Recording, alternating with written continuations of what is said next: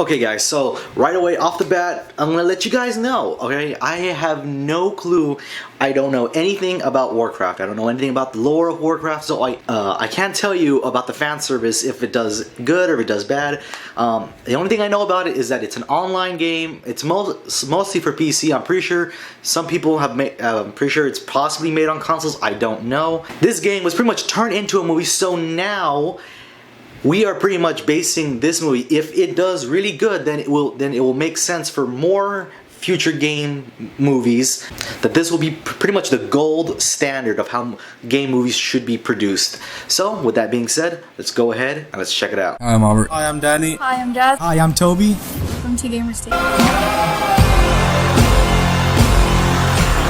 Warcraft, guys. Alright, so like I said in the beginning, I don't know a whole lot about the lore or anything like that, but I kind of can get at least the basics of what's going on. Alright, so what's basically going on, guys, the orcs, their homeworld is pretty much dying. It is withering away, and now the orcs have to pretty much go to another world. So pretty much that's what's pretty much going on, and they're all being led by like this evil green sorcerer orc, which like is pretty creepy. I'll also talk about him later. So now they have to go through this door that leads to the human world, and they have to invade it, and pretty much what ends up happening is the orcs are now at an all-out war with the humans, and now it's pretty much an all-out brawl to see who ends up inhabiting the world. That's pretty much at least the basics of what's going on in this movie. So let's kind of talk about the orcs a little bit. You know, the orcs, as far as I can tell, there are two types of orcs. You know, I'm not talking about, you know, sexes or anything. Obviously there's male and female orcs, but I'm talking about there are some orcs that are green, and then there are some orcs that are tan, like me. Now to kind of understand this, if you guys don't know, I'll pretty much just sum it up for you. The green orcs are like a supercharged car, and the other orcs are normal cars. You can also look at it as like the green orcs are like PC gamers that are just and then there are the freaking and then there are the console gamers like me, and then we're just, you know, we're just normal. With that being said, obviously the green ones have a bit more advantage. They're, I think, from what I can tell, they're bigger, angrier, and I think just stronger. So I want to talk about the things that I actually liked about this movie. The special effects, guys, God, they were freaking amazing. Honestly, like, the way the production came across to me is that obviously there was millions of dollars spent on the CGI alone, but I also have to say that the scenes, everything looked to me like it was such a grand trailer. Like, you guys know, like when a game gets released, they make this massive production trailer that obviously will probably not look like the game you're probably gonna play, but it's so amazing that it draws you to it. It's what exactly like this movie looks like. Boom, I'm gonna put up a picture, boom, right there. Duratan's face. Look at it. Just look at it. It's amazing. Like, it was such a close-up shot that the level of detail is just astonishing. And also the battles between the orcs and the humans, it's like when they collide and they start dishing out punishment, you can literally feel it, like you're actually freaking there. There's one scene, there's this big orc just lays down the freaking hammer on one of the humans, and you literally hear the bones crushing, the metal being bent in and being crushed. It's spectacular, and that was pretty awesome.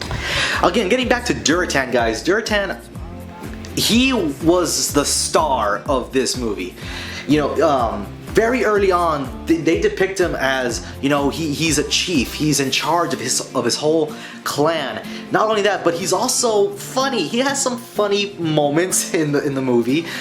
But he's also a very prideful, you know, a very, you know, just proud to be an orc, and you can feel it. You are attached to his character right out the gate. Now again, like the main human as well, you know, I honestly forgot his name, but you know, he did pretty good as well. He had some pretty good scenes. There were a couple things that I will touch on when I talk about what I didn't really like in this movie. Gul'dan, which is the evil sorcerer green orc, you know, he was so evil, like evil as fuck. That's how freaking evil he was. Although, I gotta say, you know, he was, as a bad guy, he was really, really darn good. There were so many scenes where I just wanted to get up on the screen and just like punch him in his face. You know, when an evil character can make you want to do that, I think they nailed it when they made this character. Let's talk now. I'm going to talk about the things that I didn't really like in this movie, and it's really, a lot of it has to do with the pacing. The pacing of this movie, I will not lie to you guys, you know? Hold on. I will not lie to you guys. I texted a friend of mine. Hold on. Let me just look for it really quick. Okay, so I went to go see the movie like last night. I texted a friend at 7:29, pretty much almost 7:30. You know, pretty much telling them, hey, I'm at the movies, I'm gonna watch this movie, and you know, I'll text you when I get out. And literally 9:30, or yeah, 9:30, so pretty much 2 hours later, I texted her back. Guys, this movie does not feel like it's a 2-hour movie. This movie honestly feels like it's 3 hours long. You know, there were some moments in the movie where I was like, wait, because I honestly didn't know how long this movie was. I didn't check how the runtime or anything.